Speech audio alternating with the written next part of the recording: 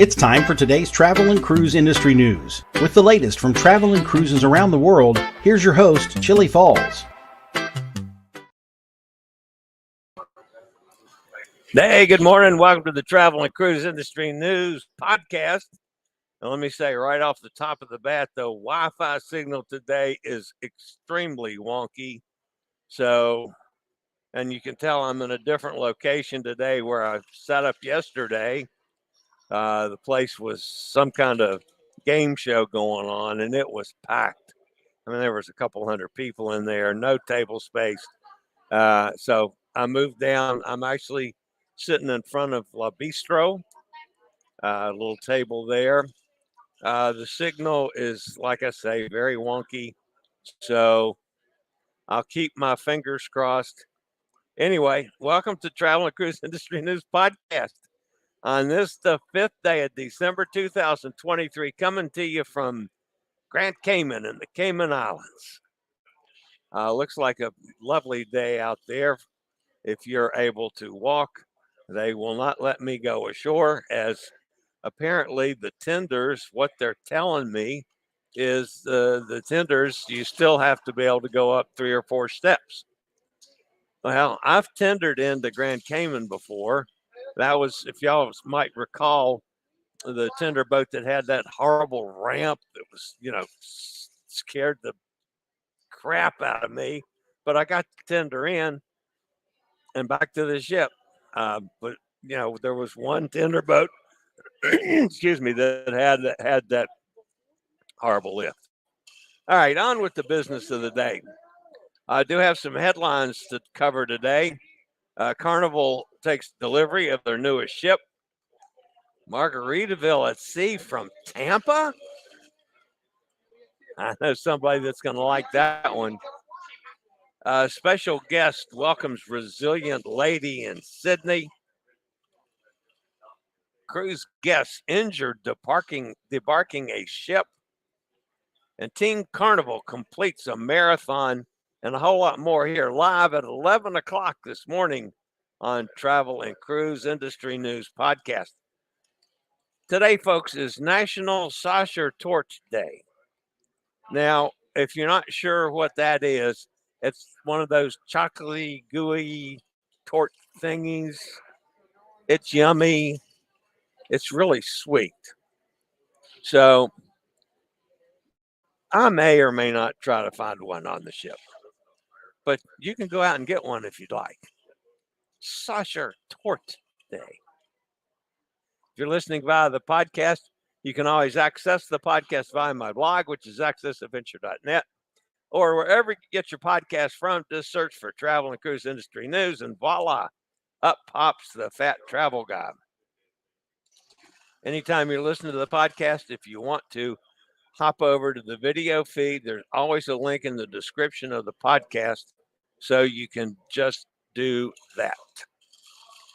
All right, I had a couple of things from Hot Air Time. Oh, here we get an announcement this morning. You can probably hear that in the background. I had to move, you can tell. So it's one of my people over here wanted to see how I do the show. So Hot Air Tom reported back that they lost a full day in Panama City. Seems like the water services were out, and they had neither fresh nor potable water. So they lost a day there, and then they had a code alpha. So he had some excitement there. They had to medevac somebody into Cartagena, and then they went through the canal. So he did send a few pictures in. Now there's one problem with Hot Air Tom going through the canal. And again, I'm hoping that the Wi-Fi signal allows this to go up. There we go. Got at least one of them that I'm showing on my screen. But Hot Air Tom didn't go through the canal like normal. He'd never do anything normal. So he got a rowboat, and he was standing up in the front of the rowboat with this goofy looking triangular hat on and making Cindy rowing through the canal. So I think he felt like Napoleon or something. But that's what I'm reporting. And absolutely, that would be the truth of Hot Air Tom getting through the canal. So, and you know how much truth there is to that one. So, anyway, that's Hot Air Tom in the canal. All right. The top story today, folks, comes from our friends over at Carnival. And they have, in fact, taken delivery. Oh, goodness. I did it again, didn't I? So, yeah, there we are. Carnival Cruise Line has taken delivery of the 26th ship in the Carnival Cruise Line fleet, and the vessel will enter service at the end of the month. That would be the Carnival Jubilee. Cruise ship will homeport in Galveston, Texas, offering week-long cruises to the Caribbean. Carnival Jubilee will join Carnival Breeze and Carnival Dream homeporting in Galveston. This marks the fifth ship that has been added to Carnival's fleet since 2021. The previous four were, of course, Mardi Gras, Carnival Luminosa, Carnival Celebration, and the Carnival Venezia. The cruise line has one more ship entering the fleet in 2024, which would be the Carnival Firenze. The ship is the Jubilee is the third Carnival ship powered with LNG, can carry 6,400 guests at full capacity. Carnival Jubilee's first cruise from Galveston will set sail on December 23rd, a week-long holiday cruise to kick off the Jubilee's sailing career over the Christmas holidays. All right. I'll be back with a couple more news stories after a quick break from one of our network sponsors.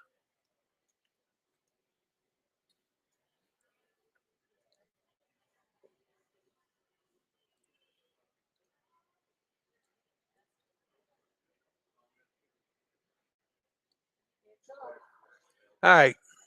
The next story today comes from Margaritaville at Sea. This will make Cindy happy. You know, she liked Margaritaville at Sea, which was cool. Oh, take the picture off from the Carnival Jubilee. Come on, it just told me the connection's unstable. So I hope you guys are seeing this and hearing this. So the story, folks, comes out of Tampa. Margaritaville at Sea has purchased a second cruise ship, which we've reported on several times.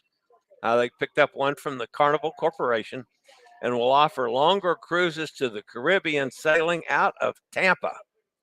The cruise line's second ship will be named Margaritaville at Sea Islander and will offer 4 and 5 night cruises to Key West and Mexico starting in 2024.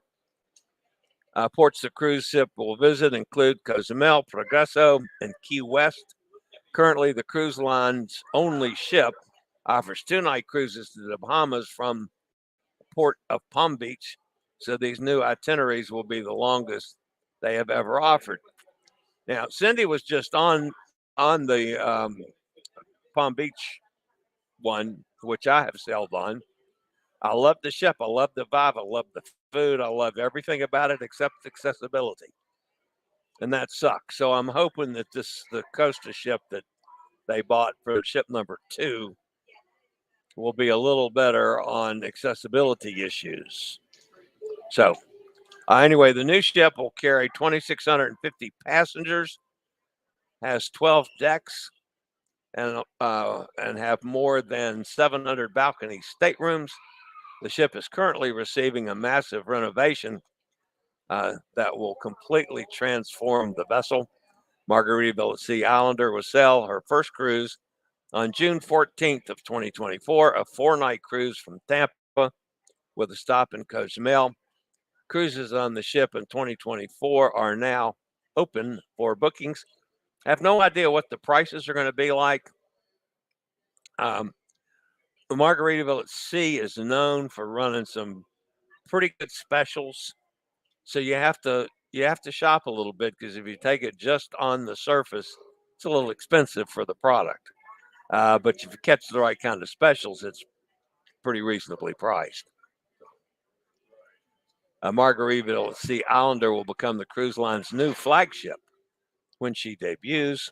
The vessel was built in 2000 and previously sailed as the Costa Atlantica. All right.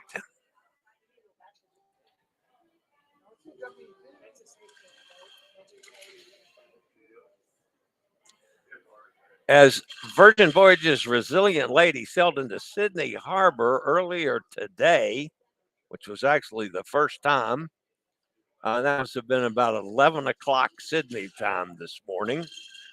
Guests were greeted by a very special visitor as Sir Richard Bronson met the ship in the classic wooden speedboat for an elite escort into the harbor.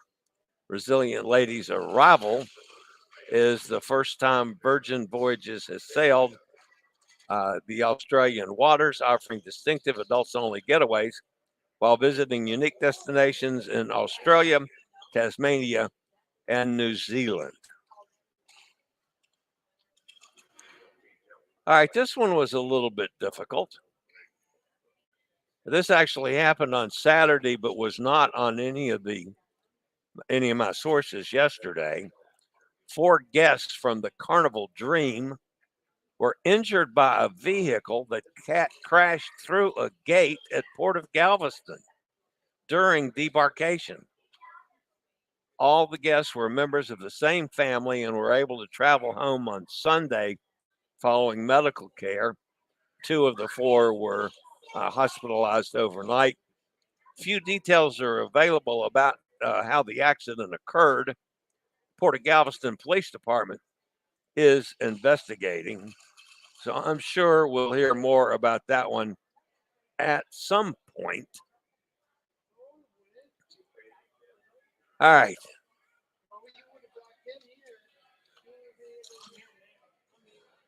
This is kind of a feel-good story. I'm not sure how they did this, but in the spirit of friendship and compassion, 5 members of the Carnival family, led by Haley Dennis, recently undertook a challenge that went beyond personal achievement.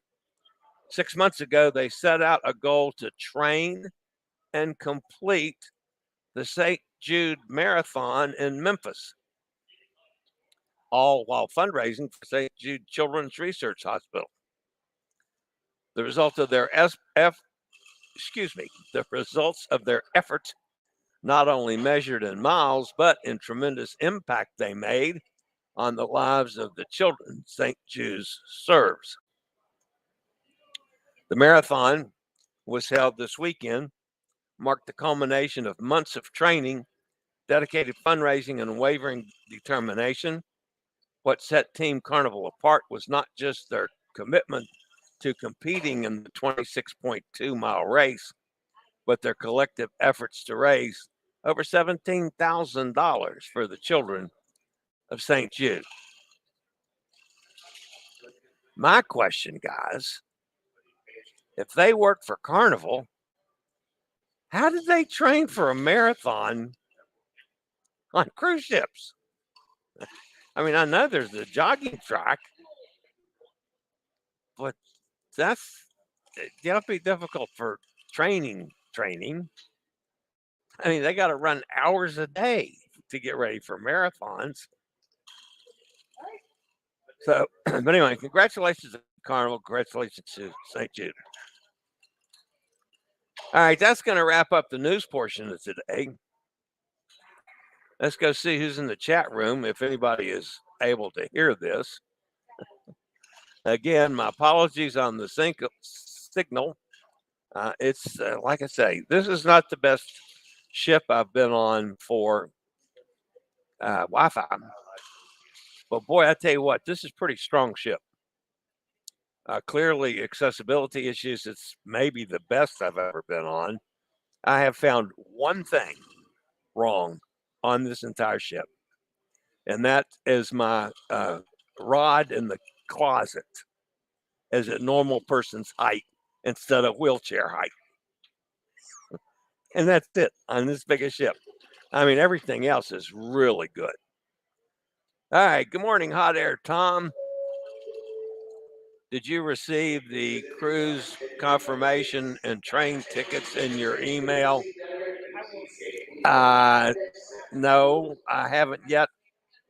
But then I have not checked the email yet this morning because the signal's been too wonky and I was struggling to try to get the show ready. I'll check it, let you know. Mike's with us. Good morning, Mike. Joanne's here. Hi, Joanne. Kenneth's with us up in Pennsylvania. Good morning, everybody. Chillie, hopefully you're having a great cruise and you're nice and warm. I was Cozumel yesterday. I went ashore for a while. One, I had to buy a hat. I left my cap at home. And now with the meds I take, I need the protection on my head because I don't do sun real well anymore. So I didn't have a cap. So I wanted to go ashore to buy a cap. And we were down at one of the good piers. And ended up going into Margaritaville and having a pina colada. Did a little Facebook Live from there because they had a Wi-Fi signal. So I did a pop-up live in Margaritaville yesterday. And one of the employees there was all excited and came over and stuck his face in the camera and interviewed him for a couple seconds. He was really excited about it. I went running around telling everybody, "Yeah, I was just on a live show." But yeah, having a good time. It's warm. It was hot in Cozumel, but then I get on the ship and the air conditioning, and I'm cold in 5 minutes. So, I got a sweatshirt on this morning. I've got the thermostat turned up in my room because the air conditioning, I'll get really cold. Steve's with us. Hi, Steve. How's things out in Kentucky? There's Dennis. I was talking about you. No, it was this morning. I had breakfast this morning.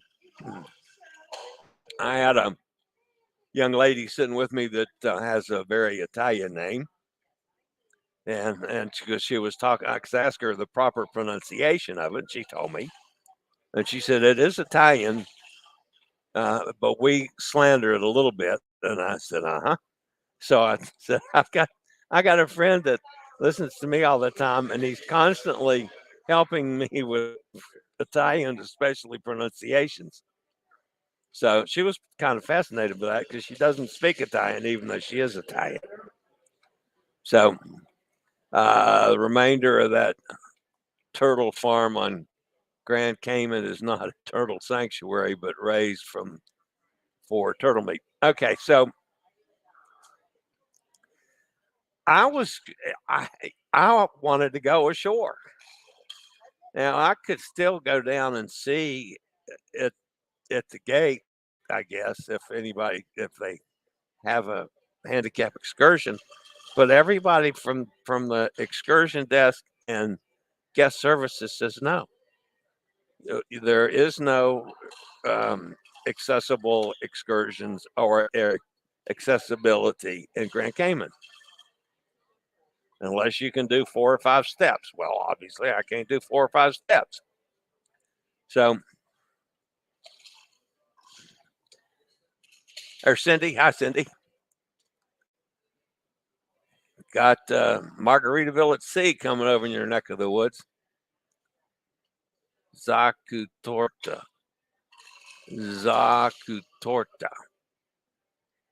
The R is barely pronounced. Zakutorta. In the British English. And the final E in German as an sound, as in, donkey.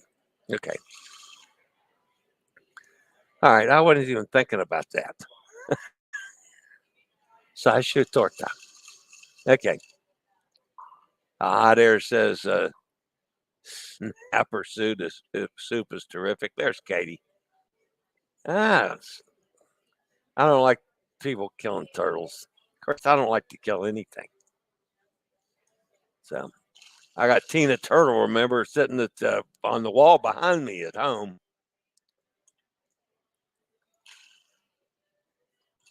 Firenze. Firenze. I thought I did that one right. At least when I was practicing this morning, that's exactly what I said. Firenze. Very happy with this new 2017. Again, we loved it. I just my only issues is the accessibility, So, and I need to do it again since they went to dry dock to see if that's any better. Also, I'm not sure that this chair, my C2, wheel model C2, it might not fit in the doorways. So I'll have to ask that next time I call them. The new ship is larger with more balconies. Hopefully, it will be more accessible. Yep, I agree. That would be nice. We got a free cabin, went 2 weeks ago. So now we're going again later this month. Just paid port charges and taxes. Sweet. There's Emily. Emily said it was a little cool up there in New York this morning. The Disney Wonder is also sailing from Sydney. I met Bronson when I was a lad and told my dad he was numpty. He was numpty. Is that like grumpy? Numpty? Is that nutty? Huh? Dennis, you're throwing a word at me that I don't know. So, no streaming issues today. Well, that's good. Because, I still got this thing flashing in my face here. It says connection's unstable. If you're on Wi-Fi, try plugging into your router. I don't have a router. What the hell are they talking about? So thank you, Dennis. Glad to know it's putting out a good signal. It looks good from my end, except for everything else I've done today has been bad. The fully wraparound promenade deck is good for running. It's the awful jogging tracks on the sports deck that are obstacle courses. Yeah. I did go out and roll around part of that was on deck 8, I think. And then I ran into a couple of my friends and ended up sitting down and having a cocktail instead of doing the whole roll around. So that sidetracked me, which I'm easily sidetracked. So, by the way, folks, the group, they are so much fun. I'm having such a good time. Just a great bunch of people. Had 32 solos at dinner last night, which was pretty awesome. So tonight I'm going with Chris, actually Chris from Louisville, Kentucky, who was on the Joy with us last in May. I'm going to teppanyaki with him. You guys know I enjoy the teppanyaki, so I'll enjoy that tonight. Go to the Mega in Cozumel for a hat. Well, the problem is, what I was down at the northern piers. The Mega is right across the street from No Name Bar, which I go to if I'm on that end of Cozumel. But from where I was in that heat yesterday, that would have been an hour chair ride and an hour back, or an accessible cab, $50 to get a cab. No, I got a cab for $15, I think it was. It'll do. I mean, all it is to keep the sun off my head. But yeah, I love going to Mega. That's awesome store. It's near the port in San Miguel. Yeah. I was there. I was there on last time I was in Cozumel. What was that? That might have been on. Was that on the MSC? Yeah, that might have been the Meraviglia. We docked at that port, and from there, I mean, it's 5 minutes to the Mega for me. Rolling a couple blocks, and literally right across the street, there's a hotel. I forget the name of the hotel, but Ambassador Hotel, maybe it's an old hotel. Most, if you can walk, you go through the lobby, but it's a couple steps up through the lobby, a couple steps down into the no-name bar. So I have to roll down at the end of the kind of block and go through a little narrow alley. It's a little dicey. And then I come out and it's got a walkway back up to no name. So I go there and see my buddies a lot when I'm down that way. Yeah, Katie's Emily asked how you're feeling. I will ask that too. I know Katie's been a little bit under the weather.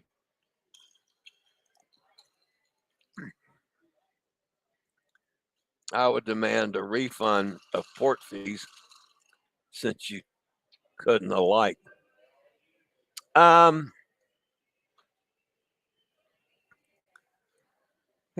well, I don't know. I hadn't thought about that, but you're right, technically. Just not something that I normally think about doing.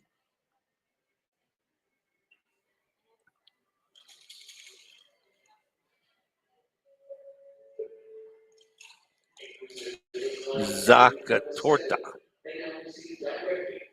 Zacatorta. How's my toe? My toe is fine. I mean, it's still pretty ugly to look at, but it is. I mean,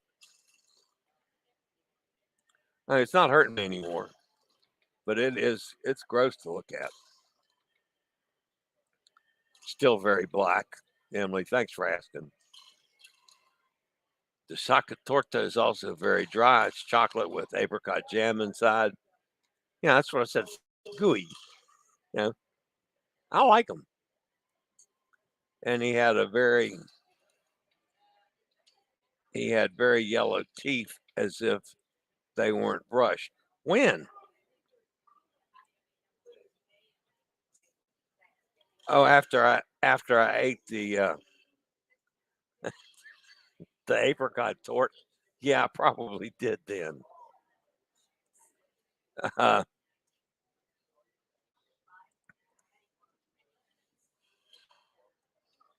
Happy to see everyone's getting along. Oh yeah, it's a great group.